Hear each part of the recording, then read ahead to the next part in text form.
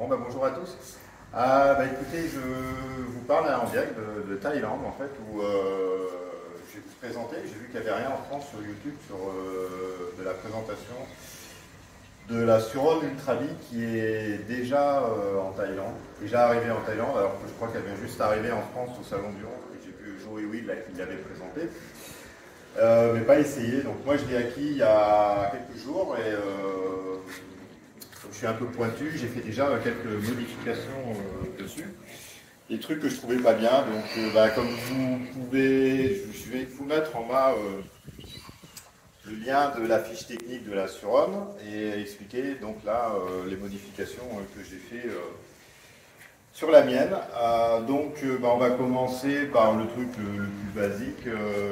Déjà là, comme vous pouvez voir, il y a une plaque phare qui est dégueulasse en France, avec une plaque d'immatricule légale, mais bon, vous verrez, hein, c'est dégueulasse. Donc moi j'ai fait changer par ça là, un petit truc plaque phare enduro light. On a bien sûr démonté les clignots arrière parce que bon. En enduro, c'est fragile, ça sert pas à grand chose.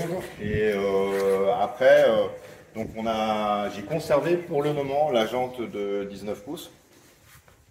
Mais j'ai mis une monte de pneus un peu plus large, parce que je crois que c'est du 9 cm à l'origine. Et là, donc on a mis, alors si on peut voir, je ne me rappelle plus les dimensions, je vais essayer de les lire sur le pneu. Ouais, c'est du 190-19. Donc voilà, un peu plus large à l'arrière pour que ça passe mieux. Parce que de toute façon, à l'arrière d'origine, c'est dégueulasse. Ça passe pas et c'est pas très joli de look. Et puis comme c'est conseillé déjà sur des choses, des vidéos YouTube aux US, là j'ai vu, on a mis donc une roue avant de 21 pouces. Avec un pneu Scorpion, je crois Pirelli. Et donc là, c'est vraiment la vraie dimension d'un pneu avant de motocross. Donc avec, je crois, du 80-100 x 21. Donc ce qui permet de compenser, parce que donc on a relevé un peu l'arrière. Et donc du coup, là, on a relevé l'avant avec la roue de 21, ce qui permet de conserver l'assiette. Alors moi, personnellement, vous pouvez me dire en commentaire, je la trouve encore un peu haute de l'arrière. C'est-à-dire, elle a ce côté banané que j'aime pas trop, c'est avec les vrais motos de cross. Moi j'ai un CRF en France, donc effectivement c'est beaucoup plus plat. Là, elle a un petit côté banané, bon, qui est moyen.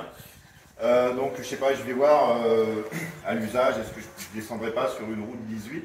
Donc si on a une route 18 et qu'on met un pneu pas super large, du coup on va encore gagner, j'ai calculé à peu près 1 cm, 5, 2 cm. Il la descendrait un petit peu, ce qui donnerait une assiette un peu plus traditionnelle. Mais bon, c'est pas la catastrophe quand même, à voir. Au niveau des modifications, comme vous pouvez voir, on a aussi démonté les rétros, qui servent à rien. Et voilà, voilà la plus grosse modif, donc c'est la roue avant. Après, je peux expliquer comment ça marche. Donc, pour ceux qui ne savent pas, bon, après, il y a pas mal de tutos là, sur YouTube au niveau des États-Unis. Donc là, vous avez une petite clé. Vous tournez ici. Donc là, ça s'allume. Donc, on a pas mal d'informations. Le niveau de batterie. On a ici le mode. Donc là, par exemple, vous êtes en mode sport. Alors, le mode sport, on le switch avec ce bouton-là. Vous voyez, donc là, Eco.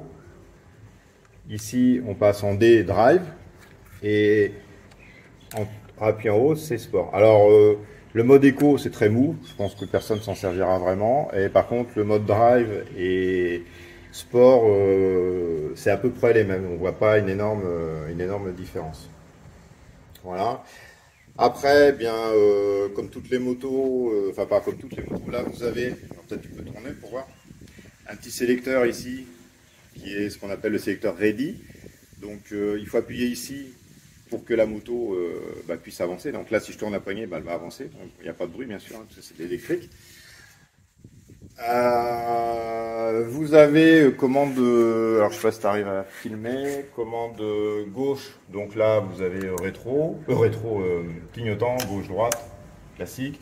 Ici il y a même une position pour les phares, plein phare, ou ou code. Bon, ça c'est pas énormément différent. Vous avez ici les warnings, on peut voir. Bon, ça sert pas non plus à des millions de trucs.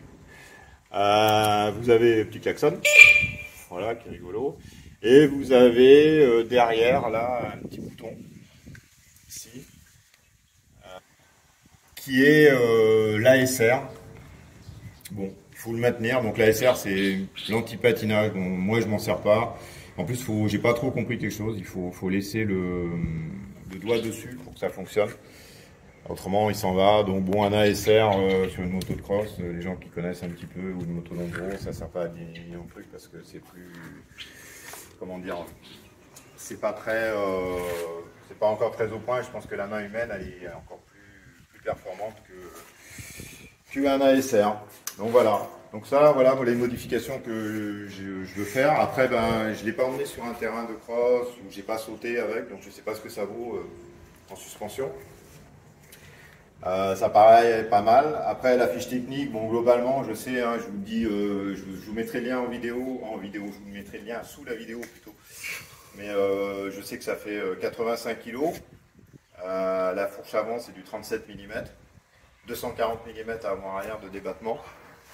Donc pas mal sur le papier. Bon, ça vaut pas une moto cross, je pense, mais ça permet quand même peut-être de rouler. Et moi j'avais hésité parce que j'ai essayé la Light Bee, qui pour moi était un peu trop joué. Donc je suis reparti sur cette Ultra Bee et j'ai eu la chance qu'elle existe en Thaïlande. Et donc la petite, là, si tu peux venir voir aussi la petite modif qu'on a fait aussi. D'origine, donc il y a un cache plastique qui est ici, voilà. Nous on l'a démonté parce que je trouvais que ça faisait pas beau, là ça enroule la chaîne, donc bon je vois pas trop le truc. J'ai gardé le cache plastique ici. Alors étonnamment, ils n'ont pas mis non plus de guide chaîne, parce que vous voyez, la chaîne, ben, elle est libre. Normalement sur une moto de cross, il y a un guide chaîne.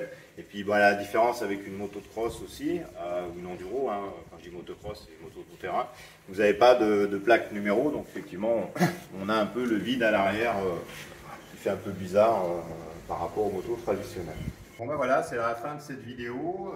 J'espère vous avoir dit l'essentiel, rien avoir oublié. On a fait ça un peu à l'arrache avec un copain. Et bah, écoutez, si vous avez donc des questions ou des commentaires ou des choses que je ne sais pas, vous pouvez nous les mettre donc, en commentaire, bien sûr. Et puis moi, j'essaierai d'alimenter donc sur ma chaîne YouTube les prochains essais que je ferai. Donc je ferai peut-être un petit essai la prochaine fois. D'accès et de conduite, alors pas sur un terrain de cross, en plus je rentre en France dans une quinzaine de jours, donc j'aurai sûrement pas le temps d'aller voir un terrain de cross. Et voilà, et donc je vous dis à bientôt pour de prochaines aventures. Bye bye.